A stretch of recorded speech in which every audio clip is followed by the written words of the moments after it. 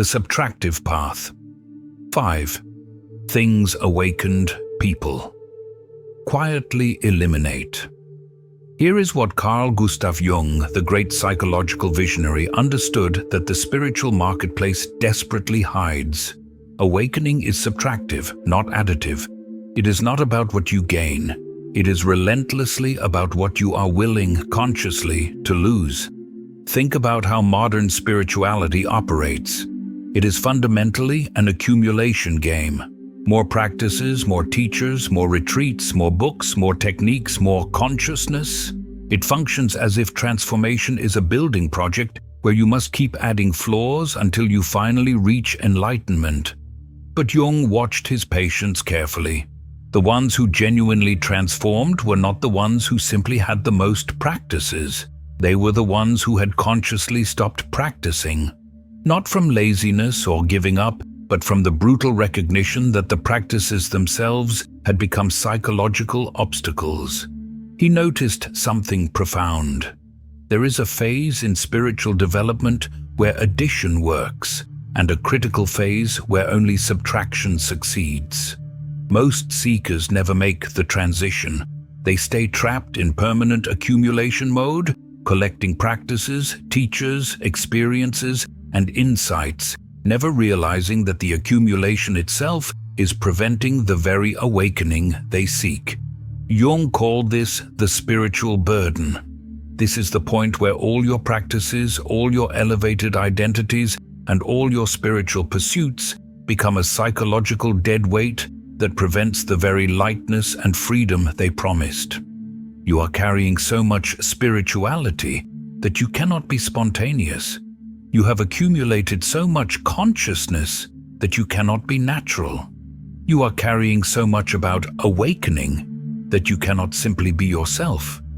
Real awakening demands the recognition of what must be ruthlessly eliminated, and Jung identified 5 specific things that genuinely awakened people quietly let go of, things most seekers consider absolutely non-negotiable. The spiritual identity. The first thing awakened people eliminate sounds utterly paradoxical, but once you understand why, you will see it is the most vital elimination of all. They eliminate their spiritual identity.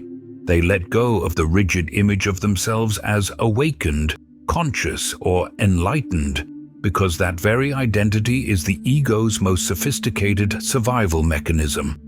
Most spiritual seekers are aggressively building an identity. I am a meditator. I am on the path. I am more conscious than most people. I am awakening. This identity feels essential, like proof of progress, confirmation that you are different from the asleep masses. But Jung discovered the spiritual identity is merely the ego wearing spiritual clothing. It is not awakening. It is ego inflation disguised as consciousness. And it is infinitely more dangerous than the normal ego because it is invisible to itself. Think of it as wearing a convincing costume of enlightenment. You put on the robes, speak in unnaturally calm tones, project serenity, but underneath you are still the same person, desperate to be seen as special. The costume becomes so convincing that you forget you are wearing it. You begin to believe you are the enlightened character you are performing. But awakening is not about putting on a better costume. It is about taking off all costumes entirely, including the spiritual one. And most people would rather perfect their spiritual costume than stand without one. Jung saw this pathology constantly. Patients who achieved genuine insights would unconsciously and instantly turn those insights into a fixed identity. They would become the person who has integrated their shadow, the one who is more conscious, the awakened being surrounded by mere sleepers. Same old ego patterns, just now expertly spiritualized. Jung's confrontation was blunt. You haven't transcended your ego. You've given it a spiritual promotion. You're not awake. You're identified with being awake, and that identification is keeping you asleep. His entire spiritual journey had been the ego's strategy to feel special, superior, and significant. He was not pursuing awakening, he was pursuing spiritual status. And that desperate pursuit was the exact inverse of true awakening. Real awakening requires eliminating the spiritual identity entirely, not replacing the normal ego with a spiritual ego, but the fundamental recognition that any identity, spiritual or otherwise, is a construct of the ego. The awakened person does not identify as awakened. They have dropped all identity, including the one they worked hardest to build. When you eliminate spiritual identity, something profound shifts. You cease needing to signal your consciousness. You stop positioning yourself as more aware. You stop judging others' level of development. You just are, without the exhausting story of being awakened. Performative spirituality. If eliminating the spiritual identity sounds difficult, this second elimination is even harder because it requires giving up the very behaviors most people use to prove their spirituality. Awakened people eliminate performative spirituality. They drop all the signaling, displaying, and performing that broadcasts, "I am spiritual," because they recognize it as ego maintenance disguised as genuine practice. Think about how spirituality functions socially. People signal their consciousness through behavior. They speak in spiritual language, reference teachings, display practices, share insights, perform peace, and radiate unnatural calmness. Every action unconsciously broadcasts, "I am awakened, conscious, evolved." This is not necessarily malicious. It is unconscious. The ego has learned that spiritual performance earns validation, status, and belonging. So it performs spirituality while calling it authenticity. Jung identified specific patterns of this performance. Spiritual language, using terms like the universe, vibration, alignment, or shadow work in ways that primarily signal membership rather than genuine lived experience.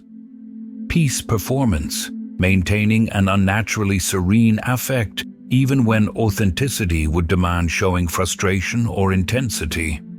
Surrender theater, constantly talking about surrender and letting go while in reality controlling every aspect of their life. These are the ego's sophisticated adaptations to spiritual culture. The ego learns that spiritual performance is rewarded, so it performs spirituality while remaining fundamentally unchanged. Jung watched this unfold. One patient, a spiritual teacher revered for her consciousness, admitted in private, "I'm performing spirituality all day. Every word is calculated to appear wise, every gesture designed to radiate peace. I'm exhausted from maintaining the performance, and I can't stop because my entire identity depends on it." Her spirituality was entirely performative, a strategy to get external validation, status, and belonging. She wasn't being spiritual, she was performing what spiritual communities rewarded, and that performance was the ultimate block to genuine awakening. Real awakening requires eliminating performative spirituality entirely, not replacing it with a more authentic performance, but dropping the performance altogether. This means speaking normally, being authentically messy, showing frustration when frustrated, admitting confusion, and being human rather than performing enlightenment. Jung noticed that truly awakened people looked surprisingly normal. They didn't radiate spiritual energy or speak in unnaturally profound tones. They were simply themselves, authentic, immediate, unfiltered, with zero performance. When you eliminate this performance, you lose spiritual status, but you gain authenticity. You stop being impressive and finally start being real. The need for external validation.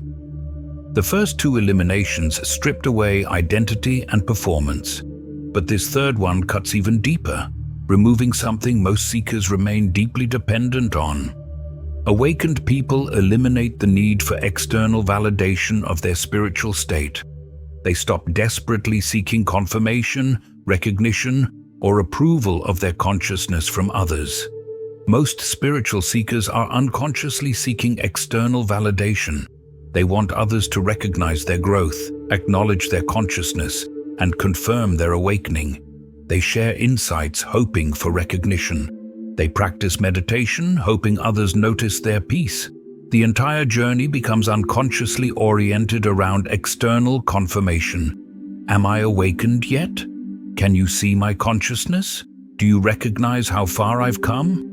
This is the ego's deep need for proof that the spiritual identity is real. Jung discovered this through a simple, brutal test. If no one ever acknowledged your spiritual development, if no one saw your consciousness, recognized your growth, or validated your awakening, would you continue? Most couldn't honestly answer. They had unconsciously organized their spirituality around external validation. They needed others to confirm their consciousness to feel conscious. This creates a critical trap. You are not awakening for awakening's sake. You are awakening for validation. Your entire spiritual journey becomes dependent on others reflecting back your spiritual status. It is like learning to play an instrument only when people are listening. You practice when others can hear. You perfect your performance for an audience, but you never sit alone with the instrument just for the profound joy of making music. You have made your entire relationship with music dependent on applause. And awakening that requires applause is not awakening. Real awakening requires eliminating the need for external validation, not because validation is inherently bad, but because dependency on it prevents genuine internal authority. The awakened person does not need others to recognize their consciousness. They don't even think about whether others recognize it. When you eliminate the dependency on external validation, your spirituality becomes invisible. Others might not know you are conscious at all, and you are completely fine with that. You are no longer identifying with consciousness or seeking confirmation of it. Spiritual materialism. The previous eliminations stripped away identity, performance, and validation. But this fourth one removes the entire structure most people build their spiritual life on. Awakened people eliminate spiritual materialism. They drop the compulsive collecting, consuming, and accumulating of spiritual experiences, practices, teachers, and insights, as if awakening is something you can possess or acquire. Spiritual materialism is the ego's precise adaptation to spiritual culture. It operates exactly like regular materialism, accumulating objects, experiences, and status markers, but with spiritual content. Instead of collecting cars, you collect practices. Instead of designer brands, you collect famous teachers. Instead of luxury experiences, you collect mystical states. Jung noticed this pathology. People bragging about their meditation hours like others brag about income. Collecting certifications like others collect degrees. Name-dropping teachers like others name-drop connections. And comparing spiritual experiences like others compare possessions. The content is spiritual, but the underlying psychology is pure materialism. More is better. Rarer is more valuable. Acquiring is progressing. Possessing is achieving. This manifests in specific patterns. Practice collecting, accumulating endless meditation techniques, breathwork methods, and shadow work tools. Not because you deeply practice any of them, but because having more feels like progress. Teacher shopping, constantly seeking new teachers, each one promising the final, ultimate breakthrough. The ego loves this because it feels like seeking while ensuring you never fully commit to any single path that might actually transform you. Insight hoarding, constantly consuming spiritual content, accumulating ideas. The mind becomes a spiritual library while the being remains unchanged. Jung saw this as the ego's brilliant strategy. It learns to seek awakening in ways that prevent awakening. As long as you are accumulating, you are not surrendering. As long as you are collecting experiences, you are not being present. One patient came to Jung after decades of seeking. "I've been collecting spirituality like others collect money. More practices, more teachers, more experiences, but I'm not transformed. I'm just a spiritual hoarder who has accumulated so much that I can't move." Jung showed him that spiritual materialism is the ego's way of feeling progress while preventing transformation. Every new practice became something else to manage rather than integrate. Every experience became another trophy rather than genuine dissolution. Real awakening requires eliminating spiritual materialism entirely. Not acquiring more, but letting go of the need to acquire. Not collecting practices, but deepening into one or none. Not chasing experiences, but simply being with what is. Jung observed that truly awakened people lived with remarkable spiritual simplicity. They didn't have elaborate practices, long lists of teachers, or impressive spiritual resumes. They had eliminated the accumulation and lived from a simple, embodied presence that required nothing external. When you eliminate spiritual materialism, you lose the satisfying feeling of spiritual progress. You can't measure consciousness by what you've acquired, but you gain something infinitely better: the radical simplicity that allows presence. The search itself. If the previous eliminations challenged everything you are doing spiritually, this final one removes the foundation itself. And it is the elimination that makes all others possible. Awakened people eliminate the spiritual search itself. They drop the seeking, pursuing, and striving for awakening because they recognize that the seeker-seeking is the obstacle and the search itself prevents finding. This is the most counterintuitive elimination because spiritual culture is entirely organized around seeking enlightenment, pursuing awakening, striving for consciousness. The entire industry depends on keeping people in permanent search mode, always seeking, never quite finding. But Jung discovered something profound. The spiritual search is the ego's strategy to defer awakening indefinitely. As long as you are seeking, awakening remains a future goal. As long as you are pursuing consciousness, presence is delayed. As long as you are striving for enlightenment, you are reinforcing the one who is unenlightened. Here is the psychological trap. Who is seeking awakening? The ego. Who is pursuing enlightenment? The identity seeking transformation. The very thing seeking is the thing that needs to end, but it cannot end itself by seeking harder. Think of it like trying to find silence by making noise.